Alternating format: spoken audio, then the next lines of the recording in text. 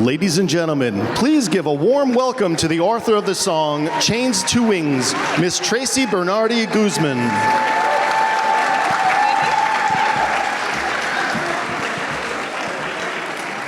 Good evening.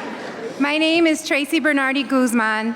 Many of you know my story, but for those of you who don't, I spent 23 years incarcerated in York Correctional Facility, including 7 years in solitary confinement.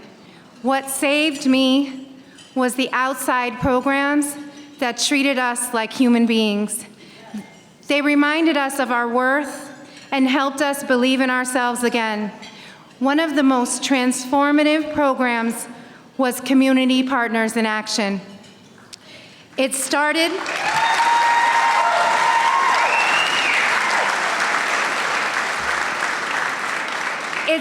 with Jeff Green and the prison arts class, where I discovered that I was a talented artist, someone intelligent and valuable. Later, the resettlement case managers came to visit me to help me prepare for reentry. After release, CPA supported me with furniture, utility assistance after a fire, and even paid for my driver's education when my husband Joey, he's here with me tonight, realized what a terrible student I was behind the wheel. Getting my license changed everything. Soon after, I became an administrative assistant at Waterbury Reentry Welcome Center, a vision brought to life by Deborah Gala and former First Lady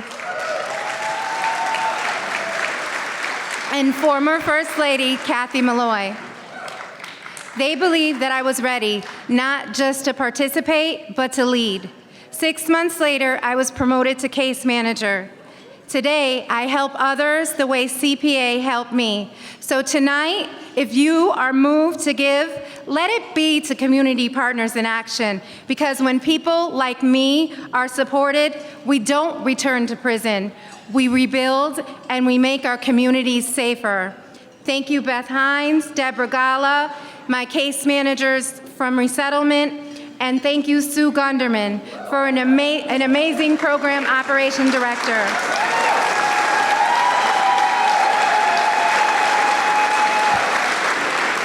I love what I do, and I am blessed to do it. Thank you.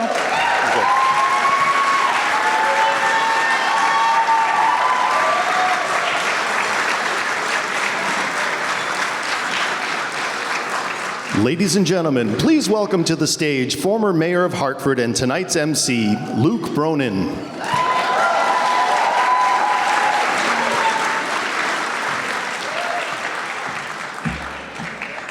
Good evening, everybody. What a beautiful sight tonight to see this hall filled with supporters of one of the oldest criminal justice organizations in the entire country. You all know this, but this is an organization that for 150 years has been doing the work of making second chances real.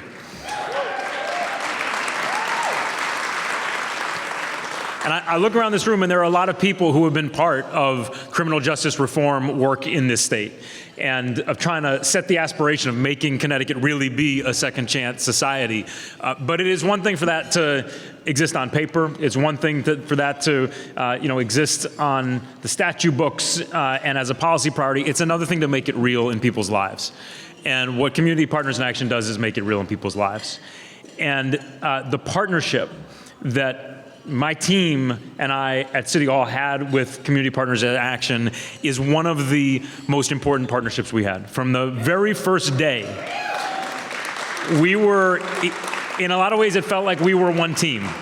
And we were united in a mission at the start to build something that should have existed for a long time, which was the Greater Hartford Reentry Welcome Center, which I think you know by now has helped thousands and thousands of people, not just Hartford residents, although a lot of Hartford residents, but from all over the state, folks coming back and get connected to the resources and the support and the connections to housing opportunities, to job opportunities, to the paperwork assistance, to all of that to make it possible to actually get a new start out in the community.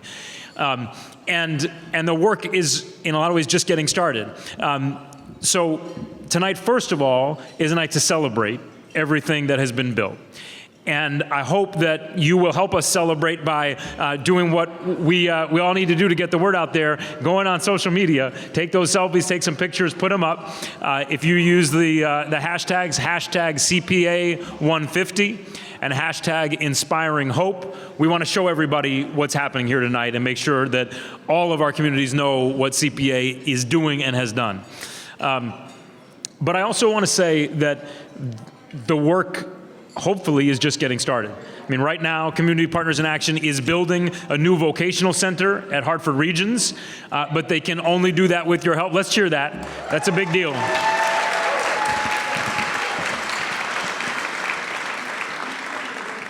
And I know that, I hope I'm not stealing any of Beth's thunder, but I know that Beth is going to make a pitch for your support. But let me just say this.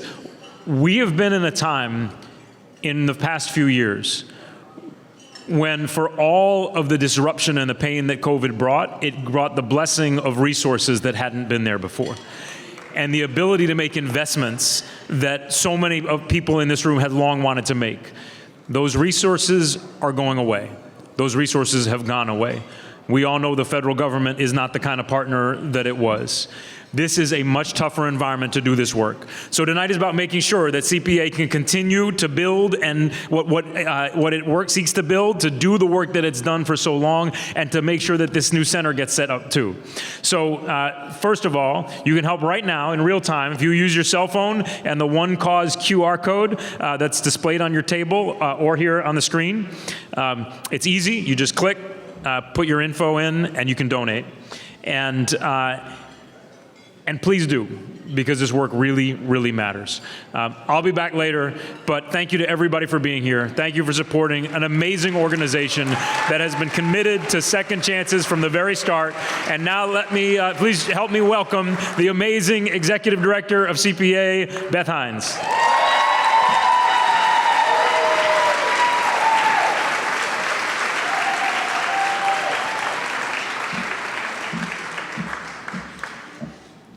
It's pretty bright up here. This is an amazing night. 2 years in the making. Noelle.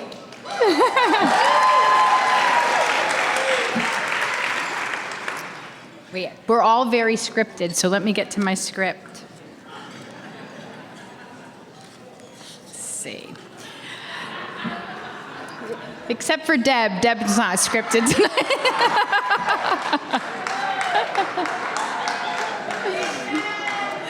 Good evening, everyone. On behalf of Community Partners in Action, welcome to our 150th Anniversary Gala.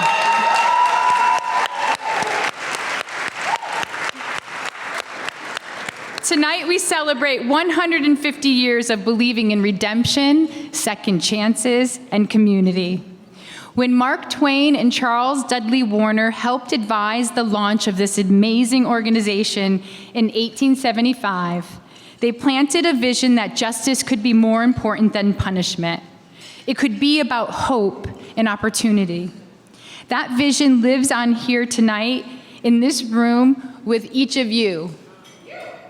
I want to recognize our incredible staff, funders, community partners, civic leaders, our elected officials, and most importantly, the individuals and the families we serve. You inspire everything we do. We're honored to welcome representatives from the Judicial Branch, Court Support Services Division. Their table is right here. Thank you for being here. And the Department of Correction. I think, where are you? All right. Thank you so much for your long-standing support of our work and for the strong partnership we've built over the years. Your commitment and collaboration are deeply appreciated. To the staff here tonight.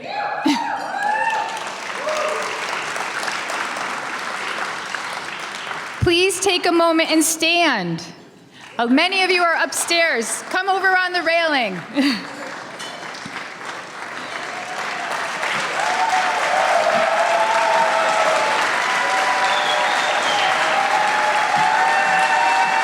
Yeah! Woo!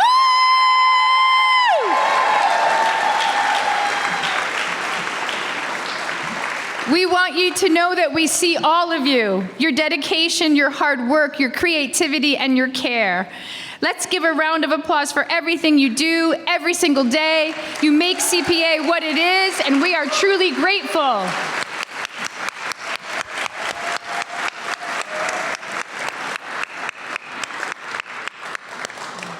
So we were very honored to have a number of 150th anniversary year sponsors this year. So special thanks to our founder sponsors, Diamond Roofing Specialists, and the Pond House in Elizabeth Park. I know your table is right up there.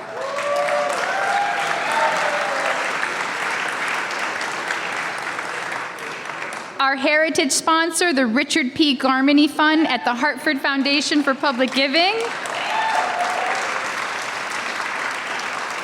And our legacy sponsors, Cynthia and John Crouch. There you are, I haven't seen you, welcome. Smith Brothers Insurance, we have Austin and Brewster here. Robin Gilmartin and Diane Mack. The Gambino Family Charitable Fund, Mike and Shelley. Ann Standback and Charlotte Kinlock. Ann is right up there. And Webster Bank. We're also grateful to our milestone and tradition sponsors and to every one of you here with us tonight. As we look back on 150 years, we also look forward. And tonight, you'll hear how together we can open new doors for the youth in our Hartford Region's residential treatment program. It's now my pleasure to introduce a true friend and leader of CPA, our board president, Tom O'Brien.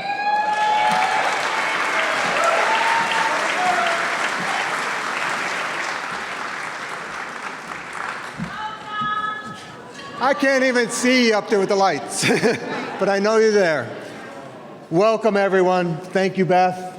I disagree with Beth. I'm not somebody special. I happened to step in this year. There are so many other chair of this board have served better and longer than I do, and we're going to recognize them a little bit later. This is an incredible evening, and I feel like I'm preaching to the choir here. You all know what CPA is. You know how important the work is. It's an honor to be here as the chair for the time of the board of directors for the Community Partners in Action, especially as we face this milestone and celebrate it. 150 years of service, of innovation, and impact on individuals in our community. And no, I did not know Mark Twain. My son thinks I did, but I didn't. On behalf of the entire board, we have many of our board members past and present here today. Just want to say how proud we are of the work CPA does every day. It's an incredible mission that you've undertaken. We have a lot of our staff and administrative staff and our frontline staff. Beth has recognized you. You're amazing. You're the heart and soul of everything this organization does. You meet people where they are at whatever point in their lives they're at. You treat them with dignity and respect. You offer them kindness and compassion and assistance. You make them feel valued, and you let them know that they are never going to be forgotten. That's incredible.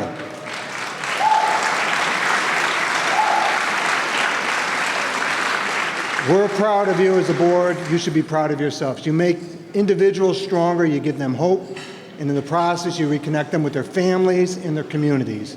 So important. At the heart of everything we do, and Beth touched upon it, are the participants that allow us to assist them. It takes an incredible amount of courage to recognize when you need help and to recognize and accept assistance from other people.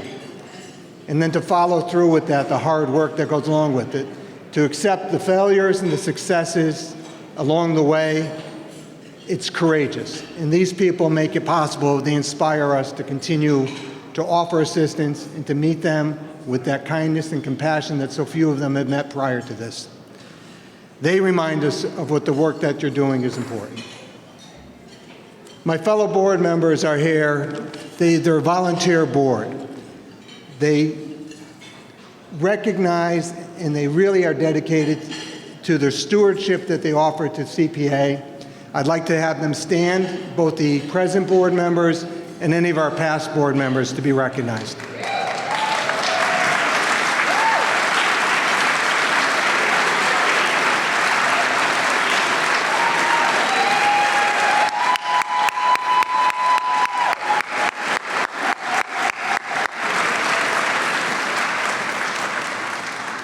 As the chair, and I'm sure the past chairs would say, you make the job easy. Your commitment, your guidance, and belief in the organization make it possible. I have every confidence, despite what's going on in our society today, every confidence that with people gathered in this room and the support of people serving on the board, the staff of CPA, we are going to continue in the next 150 years ahead to make an impact, to assist with respect, and offer dignity to people, to keep them connected to our community. Thank you. Open your wallets tonight and enjoy your night.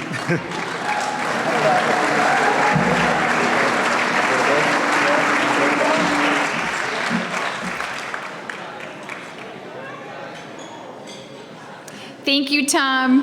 Thank you for everything you do and have done for CPA. Truly grateful. So, highlight of the night is coming next. Over the past year, we've worked with staff and partners and friends to create a film that captures the story of community partners in action, from our earliest days to the incredible work happening today. It's about transformation. It's about justice with hope at its heart. Please enjoy Inspiring Hope, 150 Years of Community Partners in Action.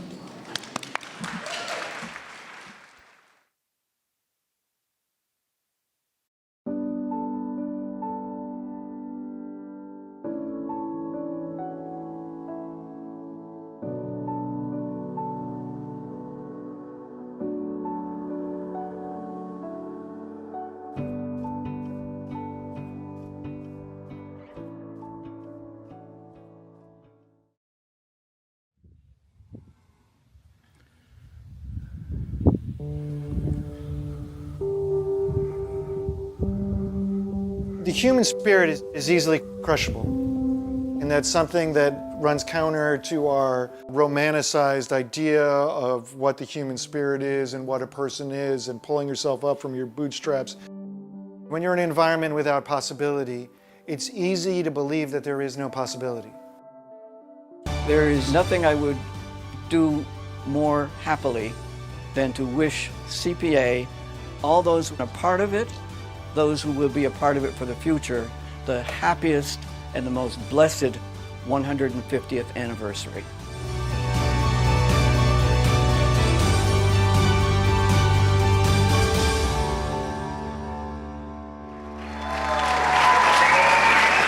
Please welcome again to the stage CPA's Executive Director, Beth Hines, accompanied by Deshaun Rucker, Assistant Program Manager for Juvenile Services.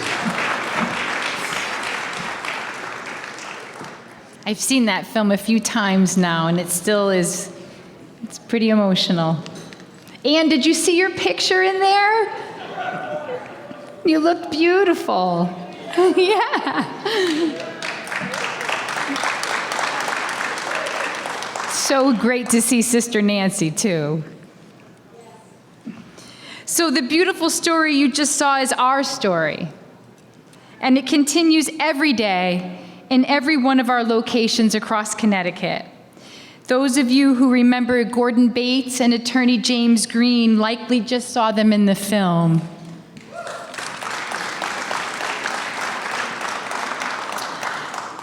Their contributions to CPA over the years were significant, and tonight we honor them. Then called the Connecticut Prison Association, Gordon began his relationship with CPA in 1964 when he became a volunteer in our volunteer sponsor program. Ian, I think you remember that program. In 1980, he was named our executive director, and under his leadership, CPA rose to the challenge of combating the damaging shift to mass incarceration in Connecticut and its debilitating impact on people in prison and those recently released. CPA's volunteer sponsor program, legal assistance to prisoners, aid support program, and Time Out for You were just a few of the many and innovative services that flourished during Gordon's time as executive director. Before retiring in 1997, Gordon was the force behind changing the organization's name to Community Partners in Action. He believed it was time for a new name that covered a larger purpose and stressed the work that we were already doing in the community. He was also our historian, writing the history of CPA in 2017. We treasure this history, not only for its content, but for the care and dedication that he poured into it. His legacy lives on in every page, reminding us of our roots and inspiring us to continue building a future worthy of the past. Attorney James Jim Green was a program director for CPA in the 1970s and 80s. He was a pioneer in the development of community-based programs for people involved in the criminal justice system, with an emphasis on community service and giving something back. The concept of community service was one of Jim's most creative ideas, and it generated significant community support. Jim was recognized for this work by the United States Department of Justice as innovative and effective. In 1986, he traveled to England to observe a model program that provided intensive supervision for the incarcerated, and he believed that model could be well adapted to Connecticut. Within several months of his return, Jim developed a program concept called the Alternative Incarceration Center, now referred to as Alternative in the Community, or AIC. While with CPA, Jim implemented the AIC in Hartford, launched and played a significant role in launching the model statewide. Today, there's 17 AICs across the state. And CPA operates 3 of them, including Hartford.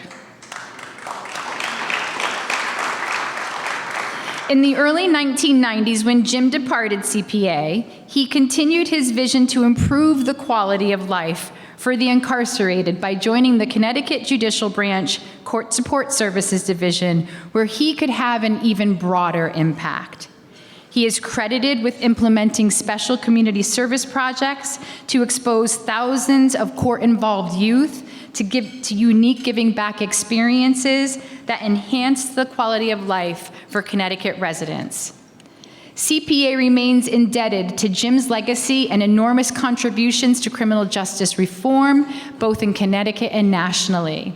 It's not an exaggeration to say that Jim Green's contributions to justice reform have positively impacted tens of thousands of lives.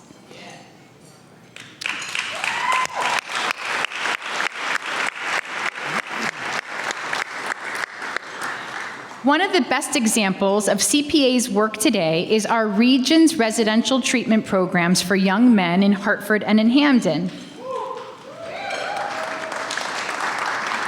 At Hamden Regions, young people not only heal, but they also have the opportunity to learn real skills that lead to brighter futures. Good evening, everyone. So as a member, thank you.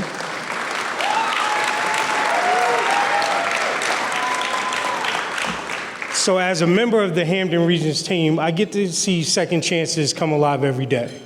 I get to see our young men walk through our doors with heavy burden, but even greater potential.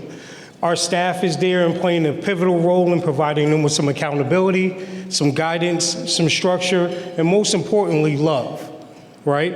As they make this journey back to the community, we want them to return as a new young man. So the work that our staff does is tireless. It is something that is heartfelt, and it is something that we all deeply believe in because, again, our children are our future, okay? The focus of our program is to learn and build skills, to build confidence, and to start and believe in a future that they didn't think was possible. We match. We do. Yeah. I think we planned this. Yeah. And now we'd like you to hear directly from the young men themselves. So please turn your attention to the screen. Honestly, like, I always wanted to drive a truck, and coming here, getting that opportunity was like a surprise for me, you know what I'm saying? So it was like wow, like it makes me want to do things more. My own business, creating stuff for other people. It doesn't necessarily have to be for money. Yeah, I definitely see myself doing this in the future.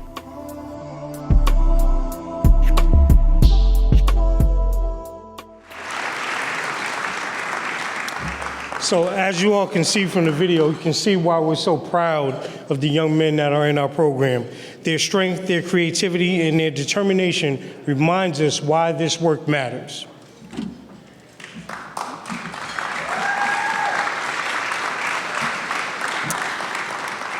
So tonight, every guest here will leave with a special keepsake. You have it all on your table. Our 150th anniversary ornament, crafted by our youth in the Hampden Regions program in their woodworking shop, overseen by staff, CPA staff, Chris Gay. It's beautiful, can't deny that. But what makes it priceless are the hands that shaped it. Young people rewriting their own stories, learning trades, and building confidence. These ornaments are also a symbol of how we're opening new doors for tomorrow's youth.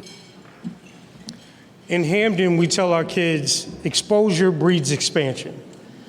If you can get exposed to something, then your mind can believe that it's possible. So with that being said, our kids in Hampden have a great opportunity to see and use these equipments and vocations every day. But we would love for our kids in Hartford to also have that same opportunity.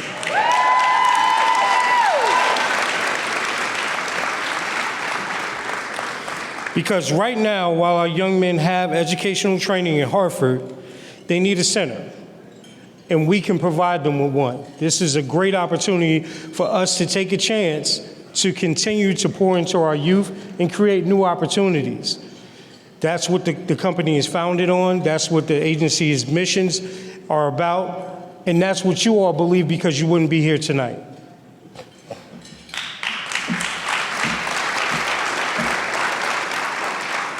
Melinda, how bad do we need this center in Hartford? Our kids talk about it all the time. So there is a contribution screen that is going to pop up behind. So if you are so inclined to support this cause tonight, please take out your cell phones, use our One Cause QR code, and join us. Help us bring a vocational center to the kids that are at our Hartford Regions program. We have the equipment. Lisa, we have the equipment. We just need the center. We need to just renovate the space. Your donations tonight will help us do that. If you prefer, you can make a pledge by filling out one of the cards on your table and deliver it to the registration table, or you can give it to Noelle. Every gift, no matter the size, will help open doors for tomorrow's youth. Together, let's build a future that honors 150 years of hope and paves the way for the next 150.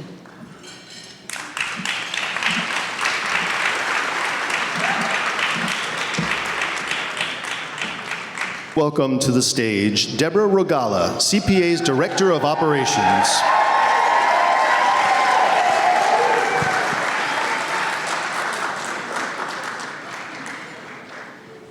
Good evening, everyone.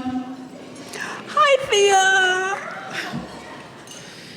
Really so awesome to be here, right? This is amazing. And I have a really awesome opportunity. First, I want to say hello. And for those of you that don't know me, it's your loss. Just kidding. I'm Deborah Gala. I'm the Director of Operations for CPA. Woo! Woo! And I've proudly served CPA for 31 years. I know that I do not look that old. And I'm looking pretty hot tonight, too, right?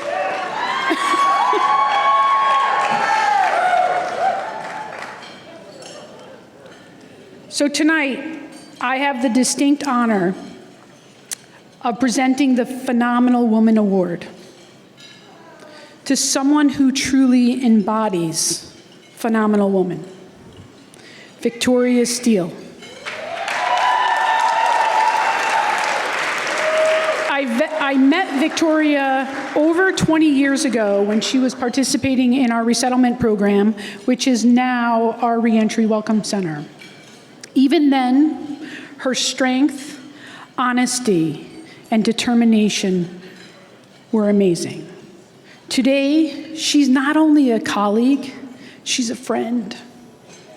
Victoria's journey is extraordinary. Since her final release day in 2010, Victoria has celebrated 15 years of sobriety. She is working for the state of Connecticut. She has purchased her own home, and she is going back to school to be a nurse. She is also a valued CPA board member, and is one of 3 board members with lived experience. Victoria brings a unique and invaluable perspective rooted in her personal experiences. Her work with youth at Connecticut Valley Hospital is guided by passion and trauma-informed care. She's a fierce advocate for second chances and justice and reform. Her voice resonates far beyond her workplace, mentoring women returning home and speaking on reentry.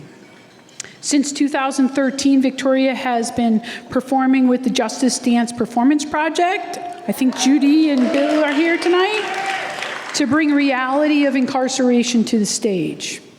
Victoria's accolades are many, from the Martin Luther King Freedom Award to her induction to the Connecticut Hall of Change.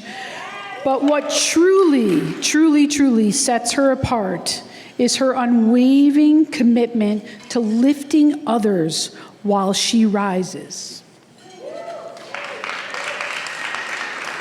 Through her service, voice, and vision, Victoria continues to shape more just and compassionate systems for individuals, families, and communities.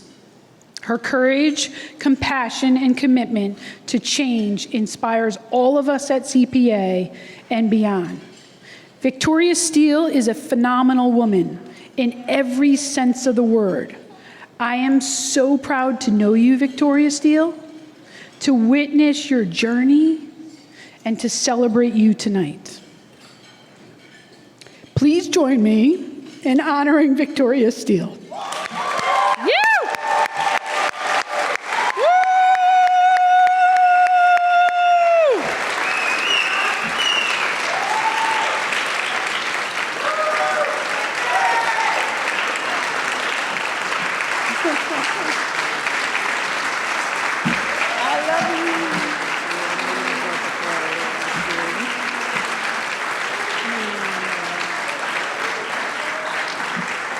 So you have this awesome proclamation from the state of Connecticut, which we're not going to read because we don't have time, Adam. Where's Adam? So I can't read this. I don't have time. No, you I could totally read it. And this is your award. All right, give it up one more time for Victoria. You want me to stand up here? I want my girls. Yes. So I'm going to ask my girls to come up here. Come on up, girls. Come on, Tracy, Larice, Robin, Sharon, all of you guys. All you guys, come on up. All you guys come up here because I can't accept this award without you guys. You. Get up there. I don't know where Sharon is. She's upstairs. Love you. Congratulations. I'm so proud of you. Yeah. You know what that means?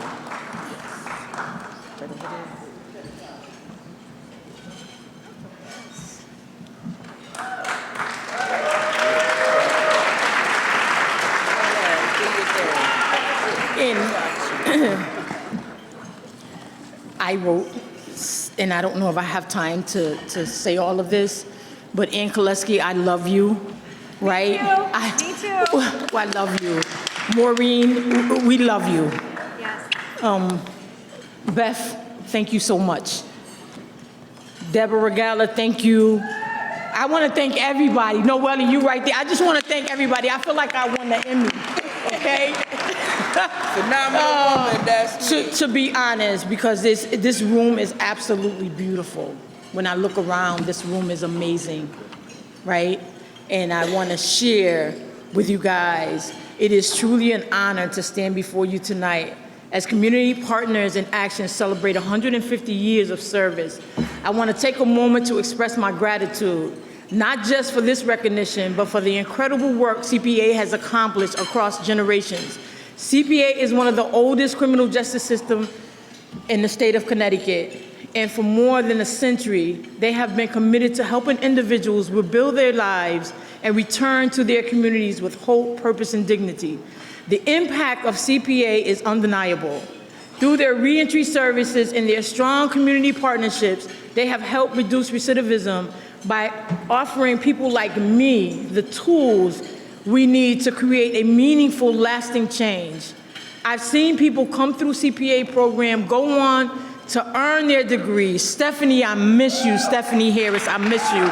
Earn their degrees, become doctors, lawyers, homeowners, parents, leaders, and I know this to be true because I'm one of them. I am proud to say that I am a recipient of CPA's life-changing support. They were there for me from the start. I'm talking about from the start. They met me in prison.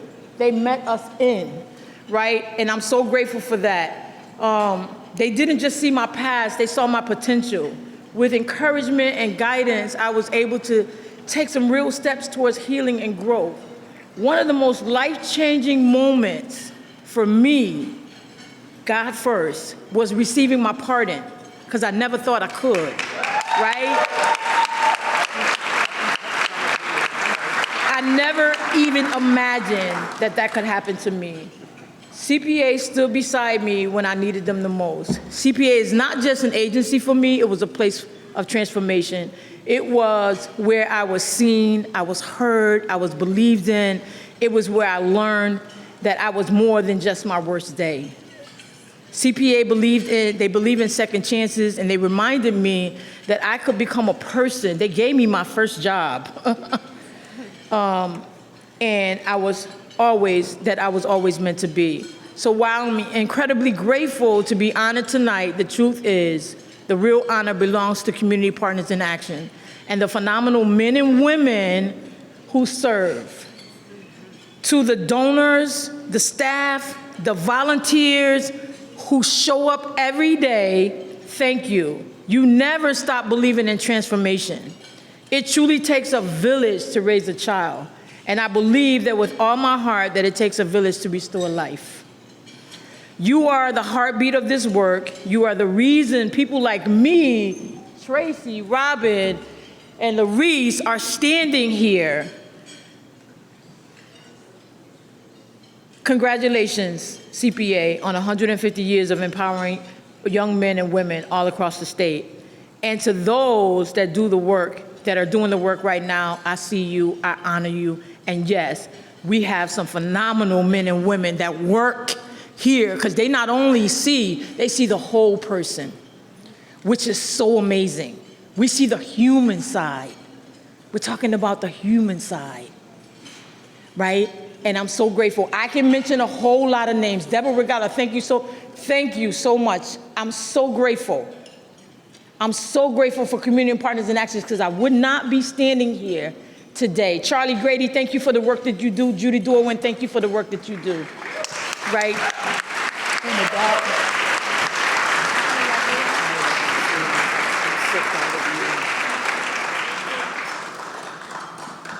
I second everything that Vicki said. Now get in your wallets and give. And that wasn't part of the script. I took a chance. I was one of the first formerly incarcerated board members at CPA, thanks to Maureen Knight Price. And Beth Hines let me go to college instead of going to life skills classes. And because of her, I am a social worker today with a bachelor's.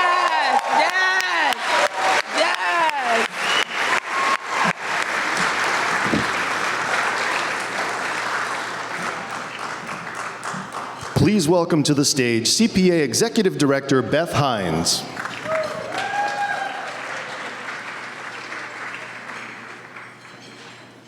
So, Community Partners in Action has been blessed with extraordinary leaders who paved the way for tonight. And one of those leaders is my predecessor and friend, the Honorable Maureen Price Borland.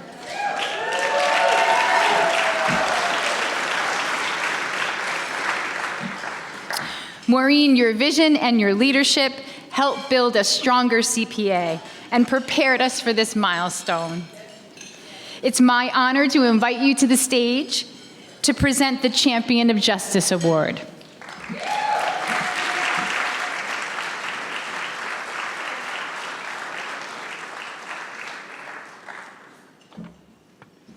You all dressed up nicely, cleaned up good, and showed up today, huh? Good to see you all. Beth, you're the right leader at the right time for this organization. Congratulations on all the phenomenal work that you continue to do. You continue to sustain the mission and the legacy of this organization. And my sincere congratulations. So I'm here for the purpose of acknowledging Bill Carbone, who I would label as a pioneer. Bill is someone who came to CSSD in September of 1998 after being the Undersecretary of OPM. He has my greatest admiration because he has a commitment to service that's unwavering. He demonstrated grit and fortitude and has provided significant results in the state of Connecticut as it relates to criminal justice and community justice.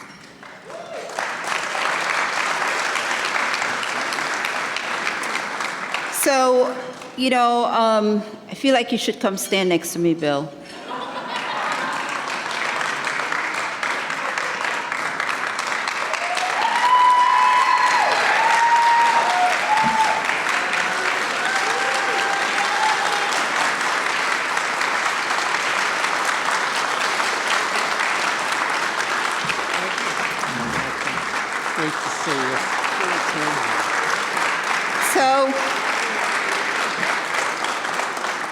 Bill has a bio in the program, but I wanted to give you some perspective as it relates to his earlier years, as it relates to the journey with CPA. Because that grit and fortitude that I spoke about was really a huge contribution to a lot of the success of the programs that evolved within CPA. The prison overcrowding was a real issue in Connecticut, and it was evident that the ability to continue to incarcerate individuals, the state was not going to be able to incarcerate their way out of this issue. And so the concept of a public-private partnership that allowed for community organizations to be part of that criminal justice continuum became very evident. And some people fought against it. But Bill was always a champion as it relates to that continued public-private partnership. And to that end, he became someone that would brainstorm with CPA, Jim Green, and others in trying to establish different types of programs that were designed to meet the needs of the community given different times. So community court was evolved, mediation services, the day incarceration center, community service with the concept of giving back to the community, which was a way of really establishing and understanding, underscoring that the community was all a partner in this journey. Under Bill, the expansion of juvenile services, programs that were designed to deal with issues of work release. So there was a political, a grassroots, financial, and a NIMBY aspect to this evolution. NIMBY, not in my backyard, which is kind of the fight that was constant and evolving. And to that end, Bill was very instrumental in assisting with the actual funding and resources that formed the facility on Washington Street that I guess somehow now has my name on it. Let me just highlight a couple things on your bio. It's in there and I don't want to read to you, but his bio in essence covers the space at which Bill is in now, where he is currently at the University of New Haven. He's a champion of justice who has a proven record as an expert in juvenile justice reform and reducing offender recidivism in the population. During his tenure as Executive Director of Court Support Services Division of the State of Connecticut Judicial Branch, he led a multi-year effort to reform the state's juvenile justice system, leading to Connecticut achieving the greatest reduction in juvenile incarceration in the United States. Under his leadership, Connecticut became a national model of juvenile justice reform, and he helped develop innovative strategies for offender assessment, technology, and programming.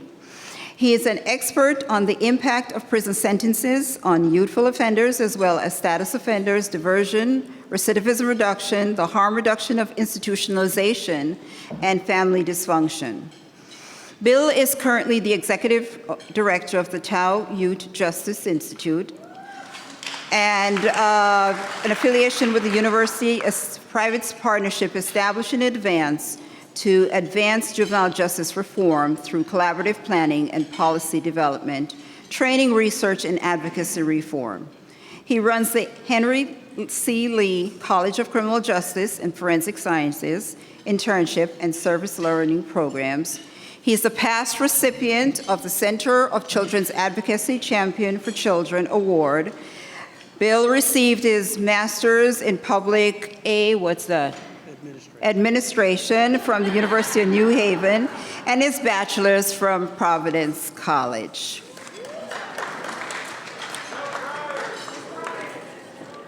You know what I think? You guys don't know how I miss how much this is like church, you know? CPA becomes like it's in your veins, and you really become so immersed and involved with this organization because of the heart and soul that it continues to exude. And you feel good when you're participating in anything related to CPA. So, you know, there are faces here that have been around for a long time, like Brewster Perkins, long time. And, you know, you get the fever and you stick with it. But anyway, on this 150th anniversary, CPA is honored to award Bill Carbone with the Champion of Justice Award for his lifelong commitment to justice, championing the marginalized, shaping laws and systems to be more equitable, and educating and inspiring future generations to act with courage and compassion.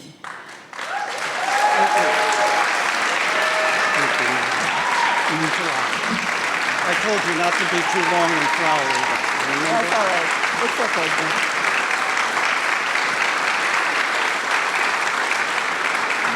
Oh, that's right.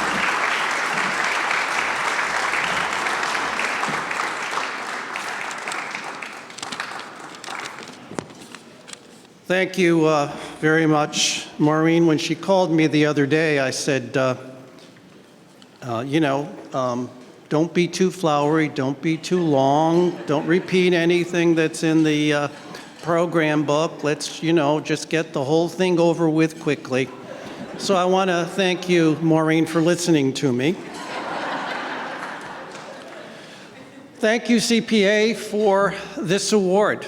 It means a great deal, and thank you, Beth, for inviting my family to be with me tonight. Let me introduce them. They're at this table on the left. My wife, Kathy, my life partner, my three daughters, Jen and Pete Raccio, Marissa and her friend Mike, who's here, Becca and her husband Jonathan, and my twin brother Joe and his wife Maria.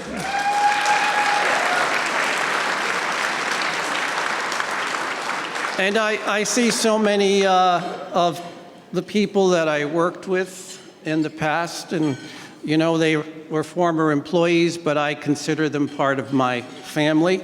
Gary Roberge is here, one of my closest aides when I was in judicial, and he's doing such a great job at CSSD. I'm so proud of him, and to all the CSSD people who are here.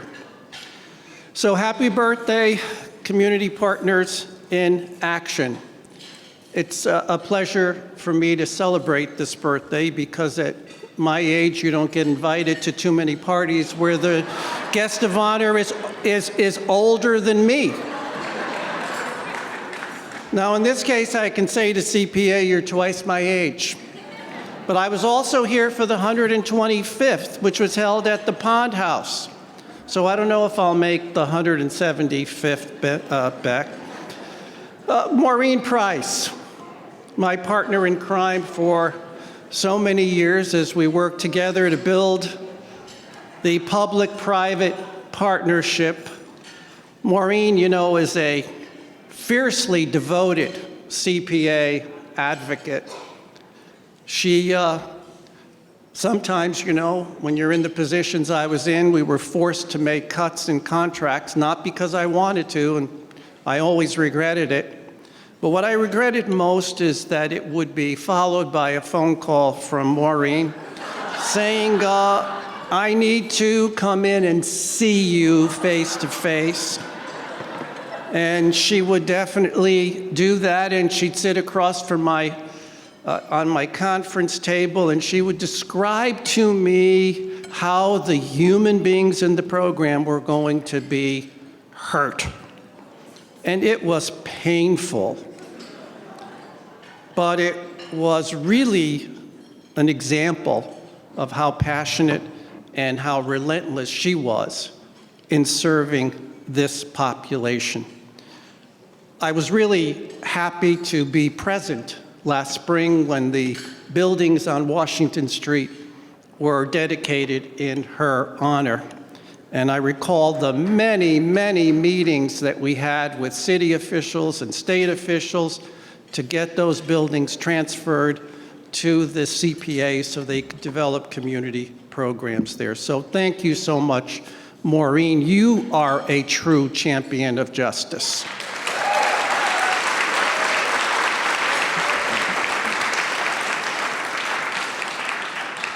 Now, Beth Hines. Well, you know, I feel like I've been part of the Hines family because Mike worked with me in CSSD for many, many years.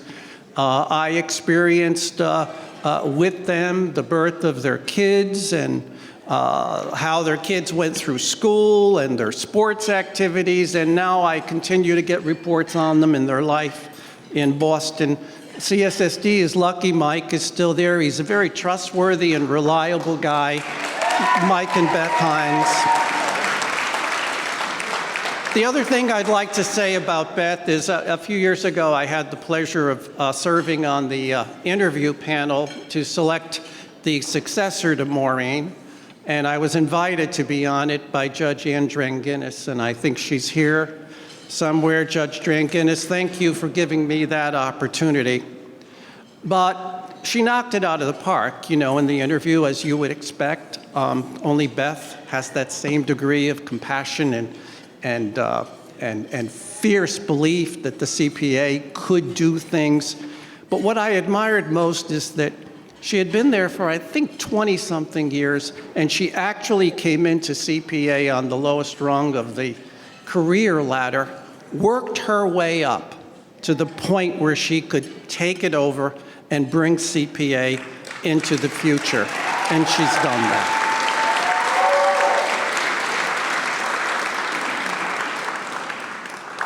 So my first encounter with CPA was actually in November of 1976, almost 50 years ago. I had just been appointed by Governor Grasso as Executive Director of the Connecticut Justice Commission. And my first field visit was to the Commissioner of Corrections office, which was on 340 Capitol Avenue on the corner of Capitol and Broad across from the State Armory. The building isn't there anymore. But when you walked in the building on the first floor, I saw a sign and it said Connecticut Prison Association.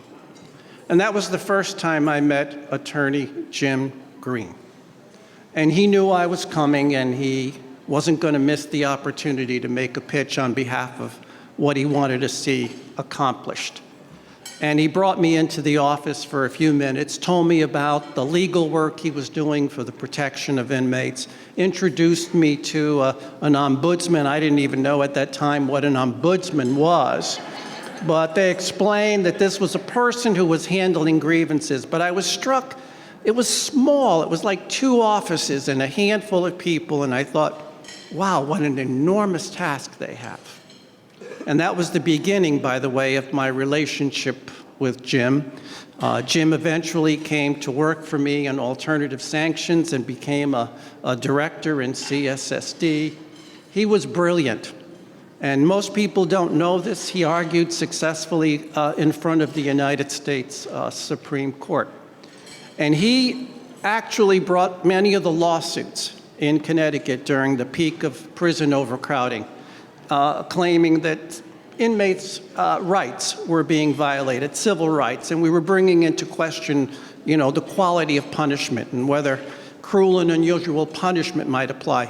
And I was on the other side of those lawsuits because I was an undersecretary of OPM, but not really on the other side. Because I also realized at that time the righteousness of what they were doing, and I was silently and quietly rooting for them to win so we could actually make improvements. I watched CPA over the years continue to reinvent itself. I don't know if there's a better word to describe it, but they always adapted to changes in the community and changing needs in the population.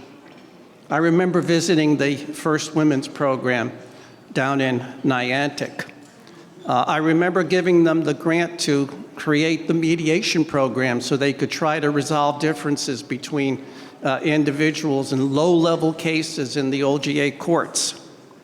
I remember attending the John Berman dedication, the halfway house in Hartford. Every time the state identified a new need, CPA was there to make it real.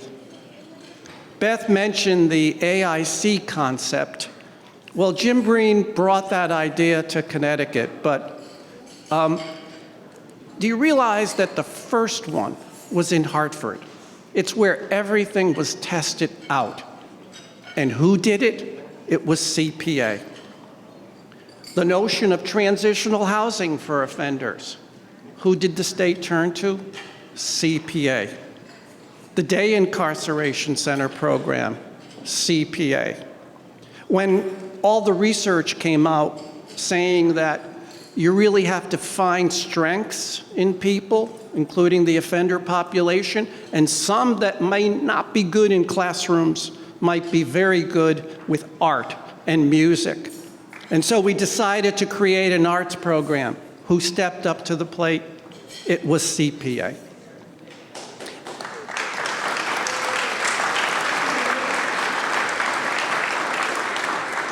And then when the state decided we really need to begin to do the same thing for juvenile offenders that we were learning about the adult offender population, and we needed to expand alternatives, residential alternatives for kids in the state, so they didn't have to spend time in state-run detention centers or at the Connecticut Juvenile Training School.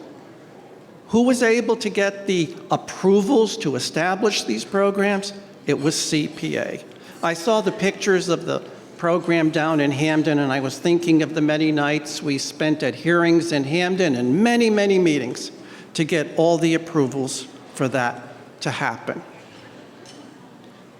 So we watched a lot of evolution of CPA over the years. We watched them grow in staff, in funding, in buildings, but one thing has never changed. They never strayed from their mission. They believed in second chances before that term existed. They believed in the righteousness that people can and do change. They understood very well, and as I learned, especially during my years at CSSD, as I looked at clinical histories of the offender population, these are not people who are inherently bad, inherently evil. They're people who were born into some very challenging situations, had very difficult upbringings, and significant environmental hazards around them. But CPA is there to help turn their life around. So this is a very nice award to receive, Champion of Justice Award, but I do not accept it as an individual, because nothing that we've accomplished was done by any one person. This was truthfully a collaboration between the government and the private sector, where CPA was the flagship. And so I was thinking today about this birthday celebration, and I thought, well, wouldn't it be wonderful if all the success stories over the last 150 years, the people who conquered their drug or alcohol problem, the people who got a GED and went on to successful life, the people who went on to college, the people who got over having an anger problem that cost them so much in life, if all of those people whose lives were turned around could be invited tonight to say happy birthday to CPA. And how about, you see, I think they are the true champions of justice, the people who conquer all of those challenges and end up like the women who are up here tonight telling their story. They are the true champions of justice. But there is another group. There is another group, and that's the people that are really on the front line of making it all happen. And I'm thinking of the case managers, I'm thinking of the counselors, I'm thinking of the van drivers, the teachers, the administrative staff, all of those people every single day that do this work. I always advised our folks, you know what? Count the small wins you make with people. Keep that fire in your belly, and when you sit across the table from these folks, look at them not as somebody else's pain in the neck relative. Look at them as a member of your family and treat them as you would want others to treat them. And that's the story of CPA. They treat the clients like they would wish a member of their family to be treated. So, yeah, yes, the clients are the true champions of justice, but so are all of these staff that have worked at CPA. And God, if we had to invite all of these people whose lives you made a difference into a birthday party, I don't think the State Armory on Capitol Avenue would be large enough. So I accept this award, and I am most grateful for it, but really it's on behalf of all of the others who are the real true champions of justice. Thank you so much.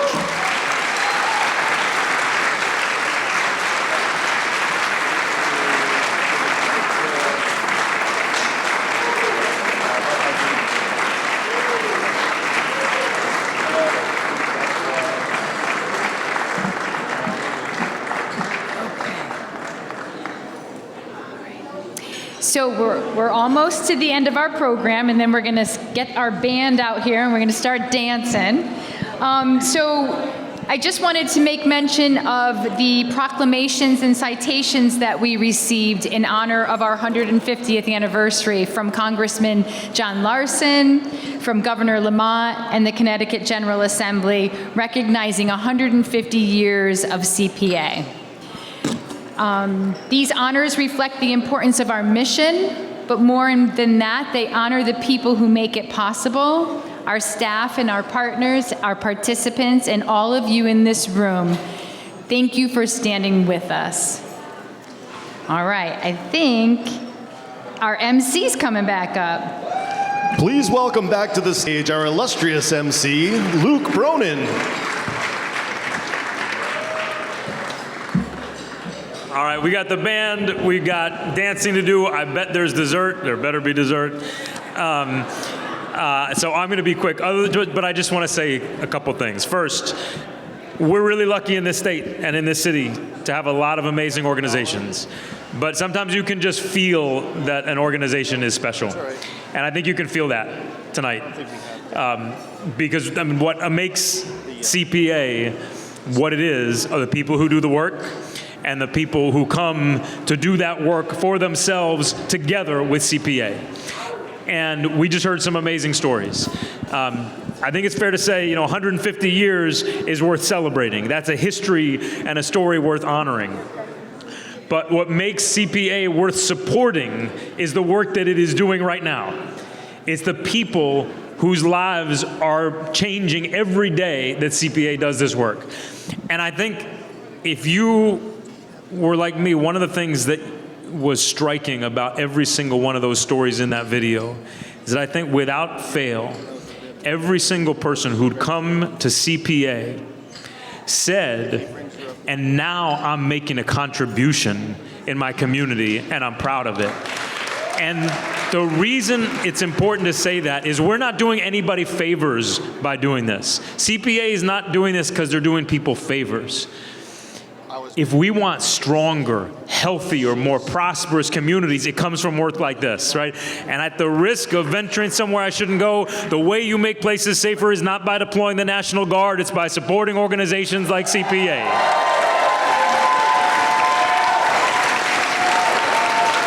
And it's really hard to imagine Connecticut without CPA there. It's hard to imagine Hartford without the Reentry Welcome Center. The goal tonight is to make sure the next time we come together, we say, man, it's hard to imagine Connecticut without 2 region centers that have vocational centers.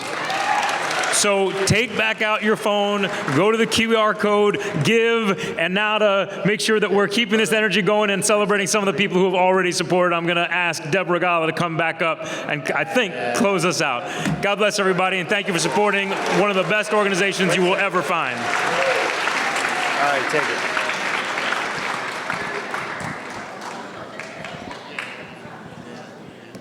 All right, folks, we got to get this party rocking. All right, you guys, it's my job tonight to first thank my family. I've got my sister-in-law, Josie, Doug, and Patty, and my wife, Lisa. I know Bill Carbone said something about family, but you guys have been my rock. When I came to CPA 31 years ago, believe it or not, I was a mess. Some people might say that I'm still a mess, but in all seriousness, I've been clean and sober for 31 years, and I am truly thankful for my family at CPA and the people that helped me do that. Ann Koletsky is a huge mentor of mine, Maureen, and so thank you. But tonight is obviously about making money. You guys upstairs, should I come up there? All right.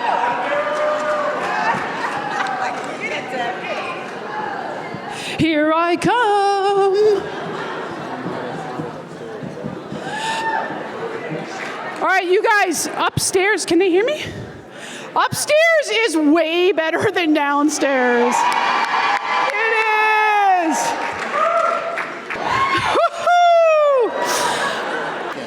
So on a serious note, 150th birthday of CPA, if everybody donated $150 tonight, it'd be like, what's that? I'm bad at math, 41 cents a day for 365 days? That's not bad. So if we could do that, tonight we could raise $37,500. You guys all look impressed like I did that in my head. I think it's awesome. And so tonight, that's what we're going to try to do. So there's a little thing that says, I'm going to say something, and then you're going to repeat it, okay? Woo! He's going. He's like, shut up, Deb. So, get your hands going. I'm actually teaching Maureen how to dance tonight. Raise your hands. Come on, everybody, hands up. Hands up. Hands up. Hands up. The band is coming out, you guys. It's time to dance and have a good time. Where is she? Where's LaTanya Farrell? Woo! There she is. Oh, you need your mic? You're on, girl. Ladies and gentlemen, are you ready to party? Please give a warm welcome to the award-winning soul singer LaTanya Farrell and her band.